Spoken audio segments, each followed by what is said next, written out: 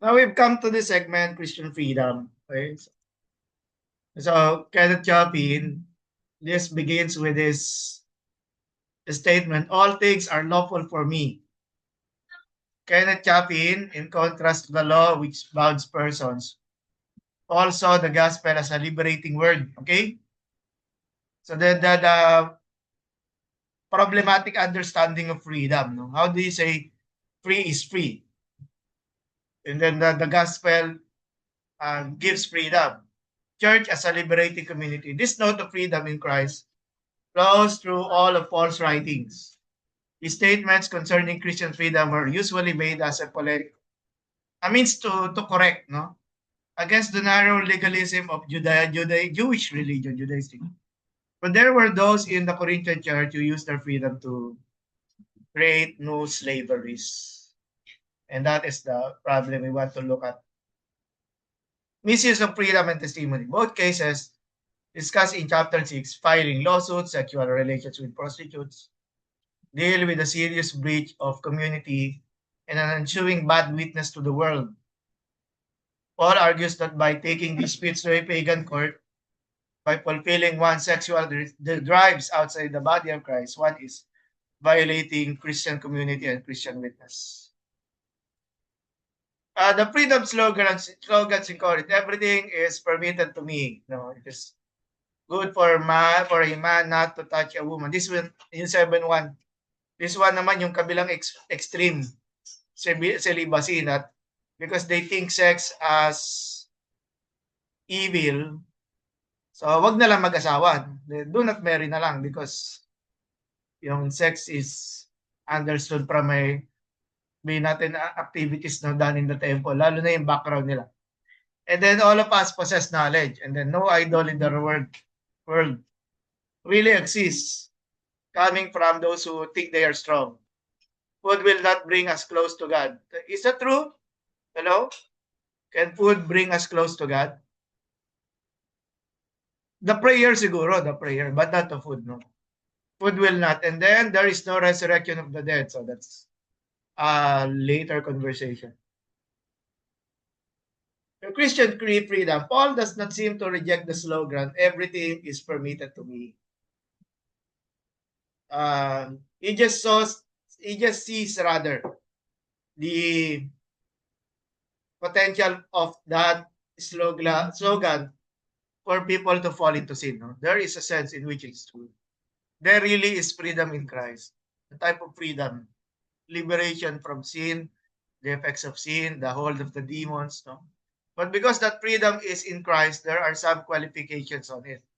It's not a freedom that you can do everything that you want, even if it's violations against Christ. No, not all forms of behavior are beneficial to the body.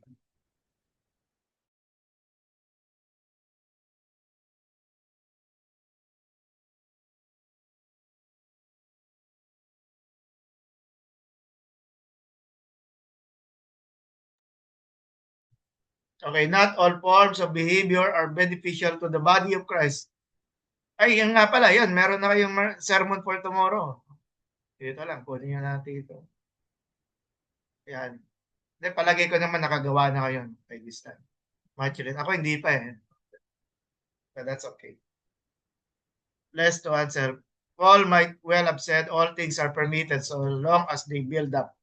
So that's a positive perspective.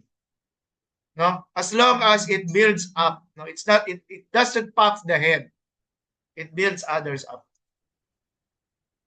So some Corinthians did not see how bodily behavior defiled the spirit. So, some really do not care. No, food is meant for the stomach and the stomach for food, according to chapter 6:13. Human beings possess sexual appetite that should be satisfied. No? I'm hungry. I want to eat. I want to commit sex. I will get sex. No? So, but they have no partner, so they go to the temple. No? So this is my body, so I can do anything with it. So this is yung problem about Christian freedom. Still with Raymond Brown. We find emerging in Corinth the kind of interpretation that is found in some of the Gnostic groups. So Corinthians believe that what is done with the physical body has no damaging effect. Because the idea, the Platonic idea that was adopted by the Gnostics was that the body is evil, but the spirit is good. Spirit that is includes the conscience, no? The conscience battles with something that is bad. And so they would say that if the body is evil, then even if the conscience says it's wrong, but the body says it's evil, so we have no choice. We'll just have to do what the body wants us to do. So that becomes for them a rule acceptable in their own culture. In the second place, the body has no permanent significance in one's life. Because they say it's evil, and then when a person dies, it is the spiritual component, no?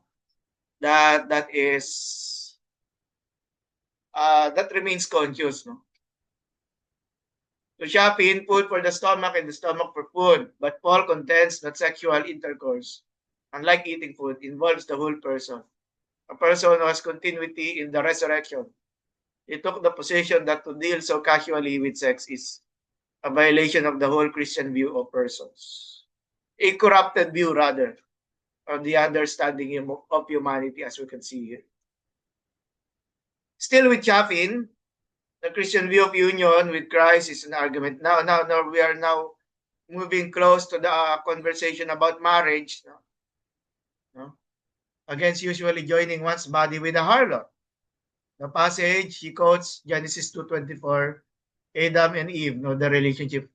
He reminded his readers that in the relationship with God, they establish a union with Christ. So it is wrong to join the body of Christ with a harlot or illicit sexual performances. In the Greek, porneia. It's porneia. Freedom had responsibilities, and that freedom can be abused. Whether it's sexual or not. Yung excessive freedom, yung use of the social media, no, yung so much what we call freedom of expression, no?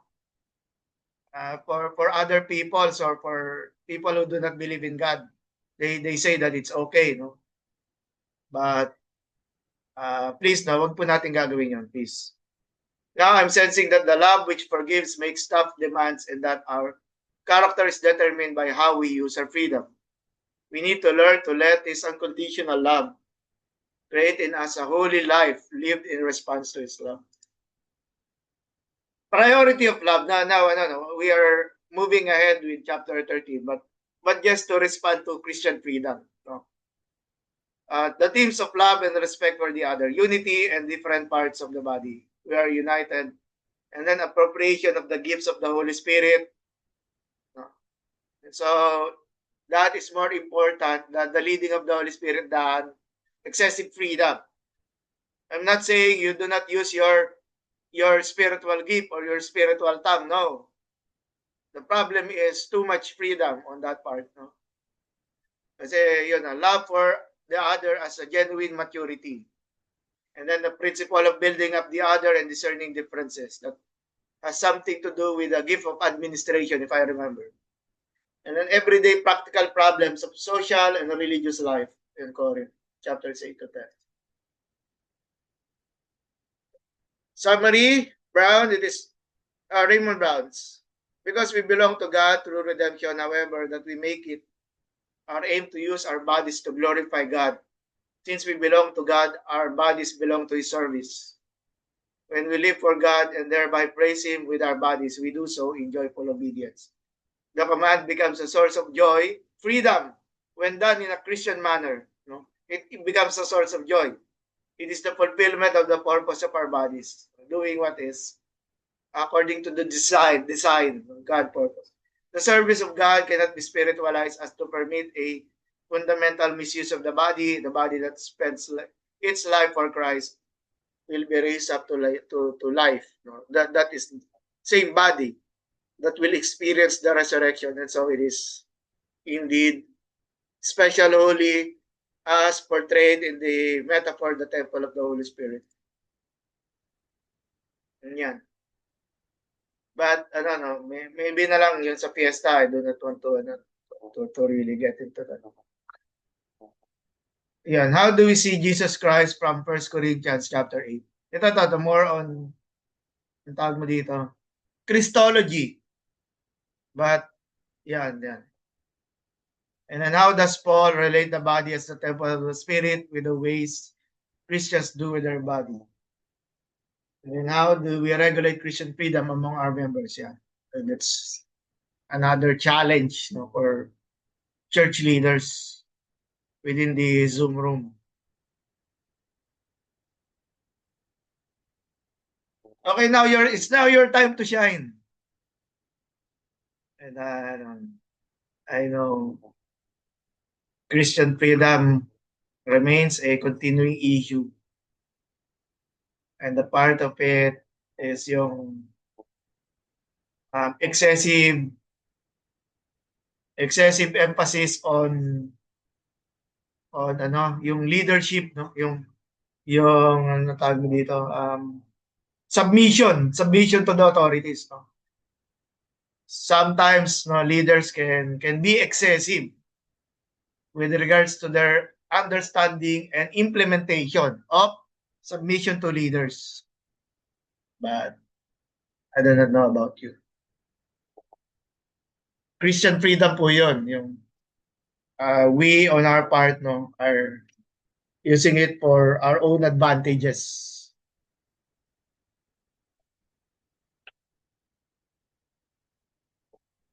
Ayun, brother. Mamaya, si Brother Yoni, pagbabawalan ko na magtanong, kasi, no, Sir, nagtataka ako na why the silence, no? Sige, Brother Yoni. baka nag-asawa na sila sa boses ko. Pero sir, yes, I just want to yung how do we regulate Christian freedom? Because obviously it's not that easy. I mean, sabi nga, pag isang tao nakatikim na ng freedom, ang hirap i-rein in, but you kind of need to. So I guess the best way, and I think one of the most non-confrontational ways you can regulate this is just to tell them the bad effects of just tawag dito, practicing every type of thing possible. So good example will be smoking. Obviously we don't just say kasi bawal yan. Wala kasi sa Bible, keep the holy temple sacred, which is true. But you can also tell them, because if you do, you'll get cancer in a given time. I mean, in 10 years, maybe in 20 years, I don't know. Or, ayun sir, siguro gusto ko rin balikan yung freedom of expression mo dun sa social media. One of the ways I tell people that, one of the ways to dissuade them to be very open in social media is to tell them, give it 20 years, you'll probably look back at that post at maihiya ka. I mean, let's be honest. I mean, the problem with social media is it immortalizes your awkward face. May mga sasabihin ka na dapat hindi mo sinasabi sa ibang tao, but then you show it there. So it's just a way. Some of the things that we try to rein in, it's not so much to limit you; it's to protect yourself as well. Probably from health, either from health problems or for future embarrassment. And whether we like it or not, napakatalamak ng cancel culture ngayon. If you say something 20 years ago, people actually might dig that up and might actually make you give you a hard time looking for work. So I'm not saying we should practice that, but we should really try to be more discerning on these things. Yun lang naman. Yes, Thank thank you, sir. you. Pero we tolerate yung mga nagbe-vape, no? Parang ano tayo ako nakikita ko doon, double standard tayo on that, no? We tolerate yung nagbe-vape, pero ang easily we criticize yung people who are smoking. Sige, let's listen from Pastor John and then si Mark later to follow. Sige, Pastor John, please. Actually, when it comes to Christian living, it's really very important for all us members to really undergo discipleship. Kasi yung Christian freedom should go side by side with discipleship. Yes. Kasi we cannot expect our people to, to align well if they are not discipled. Diba? And that is why we have two ways of doing discipleship. One is the classroom setting in the church. But there's also what we do as a community, yung accountability groups, yung cell groups, yung where they grow. And it's not really, us pointing to them that you should not do this, you should not do that. It should be the word. When they receive the word of God, it should be the word, that will tell them what to do and not to do. Oo, kaya nga. Oh, so the responsibility really falls on the leaders of the church to really have this community wherein they don't remain as members but they become ministers themselves. Yes, And the kaya nga. only way to do that is through small groups, no? Kasi pagdating sa big group like in a Sunday, they're just listening, but then when they come into a small group, it's the time when they share their hearts out. Oh, And that's the way for them to learn and to be able to retain what has been yes, good. taught. So yun pa. Yes, yung keyword that's in my mind while Pastor John is speaking is accountability. No, you have someone that you are accountable to, no, accountable with someone who of course yung role as a guide. Sige, thank you. So let's see, Pastor Mark. Sige po. Sige po. Yeah, I was actually about to say accountability, but yeah, the way we regulate Christian freedom among church members is through discipleship, letting them know that um to be significantly free is to be morally responsible. I mean, you don't use your freedom as a Christian to live the way you want, but instead this freedom that was given to us is actually to be used to honor God and to be a blessing to those Tama. that God has given us. I mean, Tama. not to be a cause na mag-stumble sila in their faith. We may be free to do certain things, no, but we must make sure that what we do doesn't cause others to be weak in faith, but rather we must learn to set aside yung mga personal agendas natin in order to build up others, because that's what Christian freedom is all about. So yun lang po. Good. Thank you. Yun si Pastora Jed sa siya sa chat dumadali. Although she was also raising a few questions a while ago. Pending pa rin yung question mo yung about yung sa remarry. No? I believe that's the next next topic.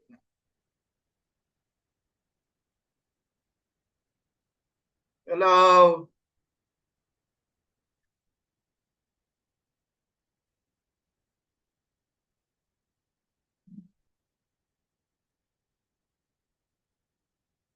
Ayan, yung what I mentioned, no, si Brother Yoni, para hindi siya antukin. Kaya nung sumasagot, nagtatanong. I do not know about Pastor John at si Pastor Mark. No? Anyway, siguro this means move na tayo sa next topic.